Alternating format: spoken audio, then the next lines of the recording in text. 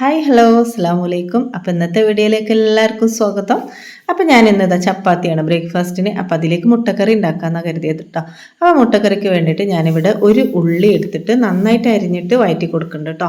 അപ്പോൾ അതൊരു medium type ഉള്ളിയാണ്, ഒന്ന് എടുത്തിട്ടുള്ളൂ. നമുക്ക് അത്യാവശ്യം അത്രയും കറി മതി. പിന്നെ അതൊക്കെ ഒന്ന് അരികിലേക്ക് മാറ്റിയിട്ട് കുറച്ച് വെളിച്ചെണ്ണ ഒഴിച്ചിട്ട് ഒരു മുട്ട പൊട്ടിച്ച് അതിലേക്ക് ഒഴിച്ചു കൊടുത്തിട്ട് അതും കൂടി ചിക്കി എടുക്കുന്നുണ്ട് കേട്ടോ. അപ്പോൾ നമ്മുടെ കയ്യിൽ കുറച്ചധികം ഒന്നും കോഴിമുട്ട ഇല്ലയെന്ന് കരുതുക, ഒന്നേ ഉള്ളൂ. അപ്പം നമുക്ക് ചെയ്യാൻ പറ്റുന്ന ഏറ്റവും സിമ്പിളായിട്ടുള്ള ഒരു കറിയാണ് ഇത് കേട്ടോ.